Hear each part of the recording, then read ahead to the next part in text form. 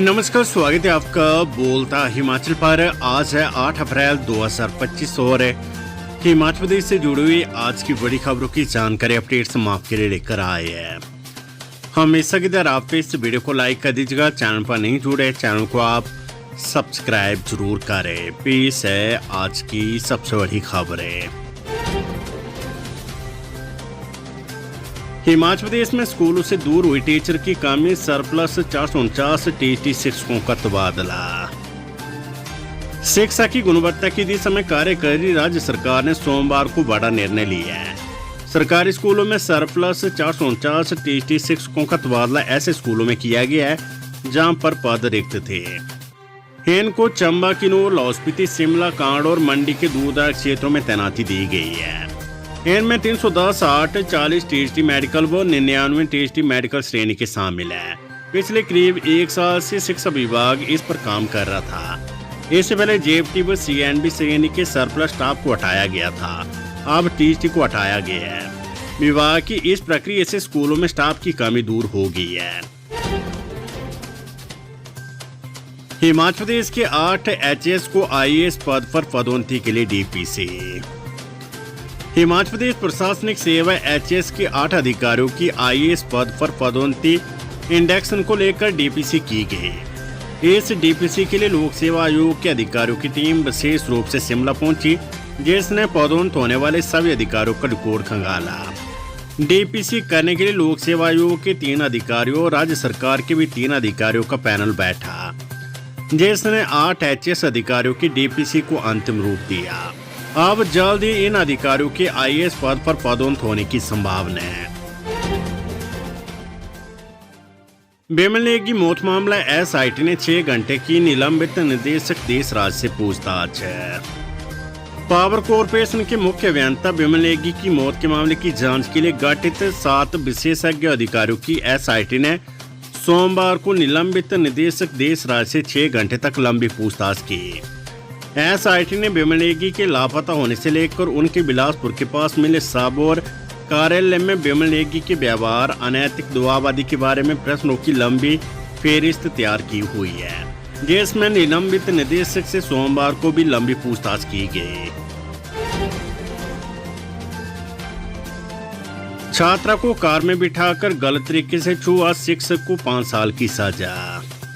छात्रा को कार में बिठाकर गलत तरीके से छूने के आरोपी शिक्षक को पोक्सो एक्ट की धारा 10 के तहत दोषी करार दी है। विशेष न्यायाधीश हमीरपुर भुवनेश अवस्थी ने दोषी को 5 वर्ष के कठोर कारावास की सजा सुनाई और 20,000 रुपये जुर्माना भी लगाया है।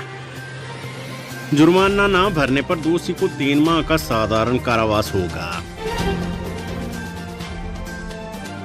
सिरमौर में 2 गुटों में खूनी संघर्ष, 2 महिला समेत 4 लोग घायल, रास्ते को लेकर चले लाठी डंडे। जिला सिरमौर के राजगढ़ उपमंडल के रास्ते के निर्माण को लेकर 2 गुटों में खूनी संघर्ष हो गया। घटना में 2 महिलाओं समेत 4 लोग घायल हो गए हैं। करीब 1 दर्जन ग्रामीणों के बीच लाठी डंडे चले। इस मारपीट के दौरान एक व्यक्ति खाई में भी लुढ़क गया।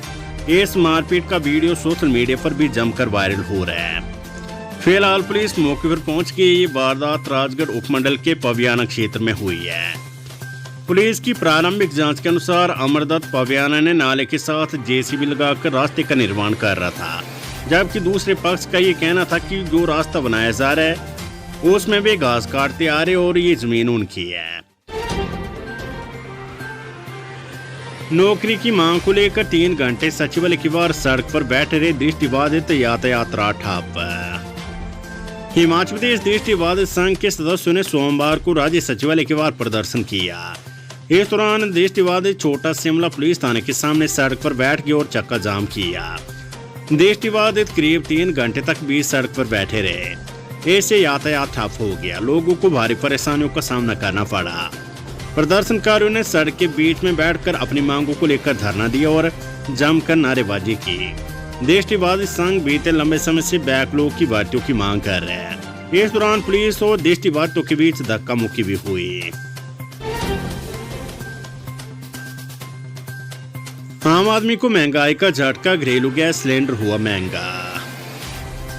केंद्र सरकार ने आम आदमी को महंगाई का झटका दिया है। सरकार ने घरेलू गैस सिलेंडरों की कीमतों में बढ़ोतरी का ऐलान किया है। 14 किलो वाले घरेलू गैस सिलेंडर और उज्ज्वला योजना के तहत मिलने वाले गैस सिलेंडर में 50 रुपए प्रति सिलेंडर तक की बढ़ोतरी हुई है।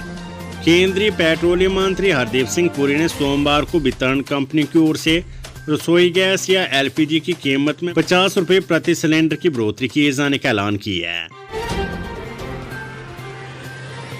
142 पुलिस कर्मचारियों और अधिकारियों को DGP डिस्क अवार्ड, 5 को गोल्डन डिस्क अवार्ड।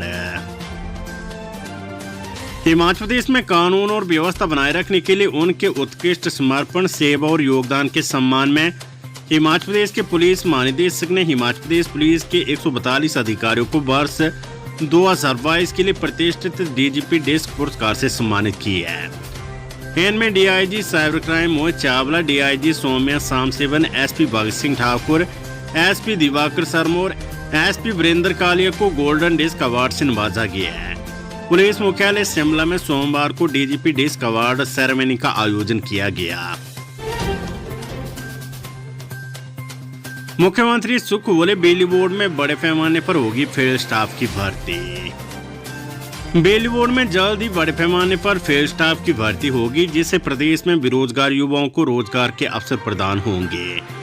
ये फैसला सोमवार को सचिवालय में मुख्यमंत्री सुखविंदर सिंह सुक्खू की अध्यक्षता में हुई ऊर्जा विभाग की समीक्षा बैठक में लिया गया है। बैठक की अध्यक्षता करते हुए मुख्यमंत्री ने कहा कि विद्युत बोर्ड के कार्यों के सुचारू संचालन के लिए HPSCBL में बड़े पैमाने पर फील्ड स्टाफ की भर्ती की जाएगी।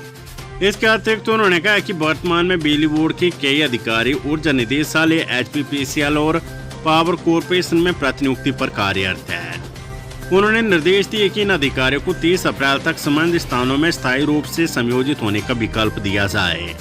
इसके पश्चात जो पद रिक्त रहेंगे उन्हें सरकार प्राथमिकता के आधार पर भरेगी, ताकि बोर्ड का कार्य बेहतर ढंग से चल सके। मुख्यमंत्री ने कहा कि 100 मेगावाट क्षमता की उहुल-चरण 3 जल विद्युत परियोजना का शीघ्र लोकार्पण किया जाएगा। इस परियोजना को 17 मई 2020 को पेनस्टॉक फटने से नुकसान हुआ था।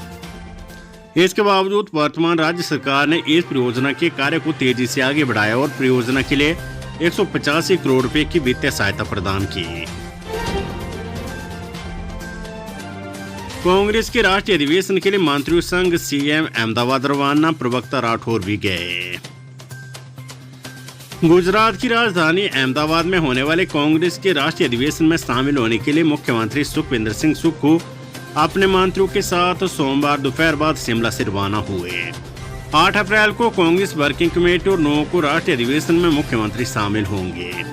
प्रदेश कांग्रेस अध्यक्ष प्रतिभा सिंह, उप मुख्यमंत्री मुकेश अग्निहोत्री, राष्ट्रीय प्रवक्ता कुलदीप सिंह राठौर और सचिव सुरेंद्र शर्मा भी बैठक में शामिल होंगे। 2 वर्ष का अनुबंध पूरा करने पर बाबा बालकनाथ मंदिर न्यास देवसीत के कर्मचारी होंगे नियमित।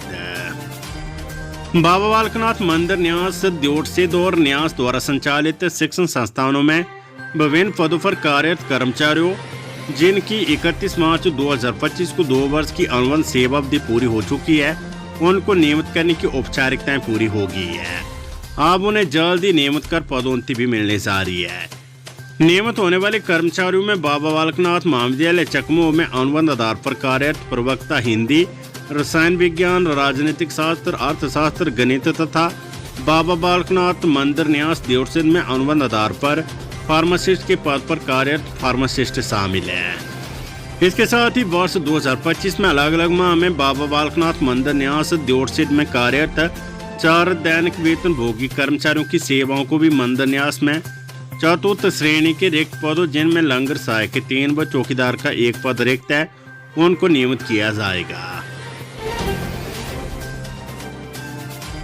वोकेशनल शिक्षक मामला CM सुख बोले, केंद्र का प्रोजेक्ट प्रदेश सरकार के हाथ में कुछ नहीं। आंदोलनरत वोकेशनल ट्रेनर सोमवार को मुख्यमंत्री से मिलने सचिवालय पहुंचे। इस दौरान उन्होंने मुख्यमंत्री को अपना दुखड़ा सुनाया।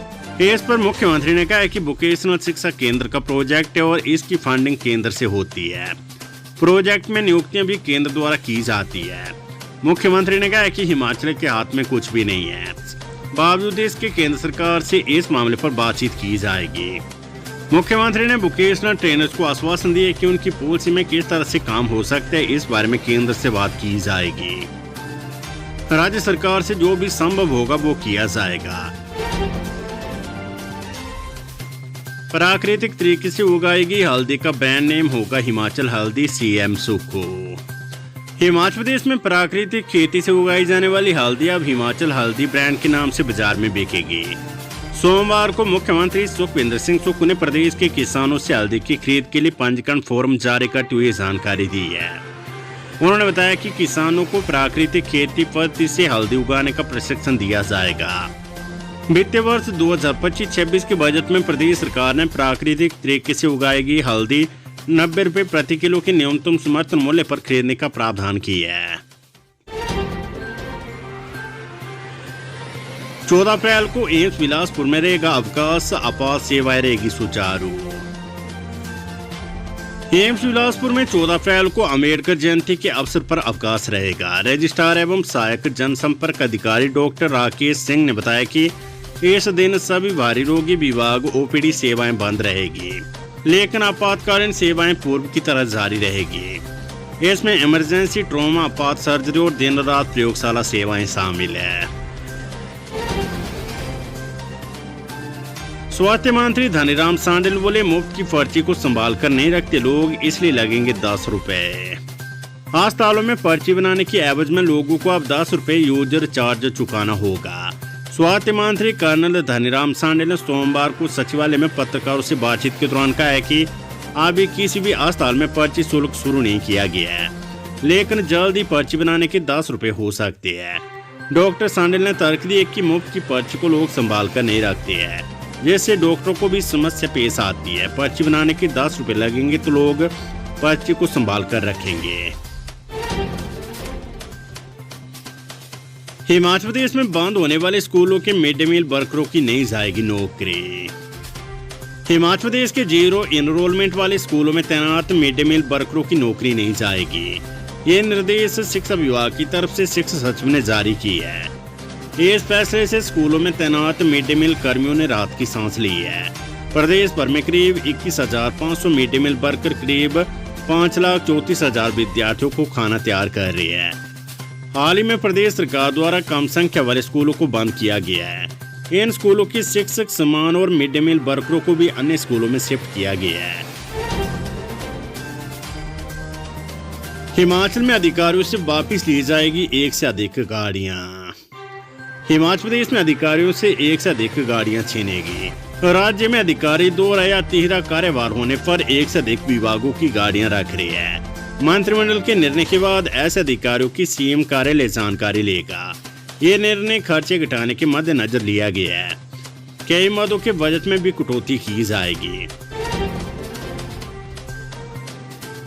न्यूनतम बस किराया 2 गुना करने के फैसले का चौतरफा विरोध, राहत देने के लिए अब नया प्रस्ताव।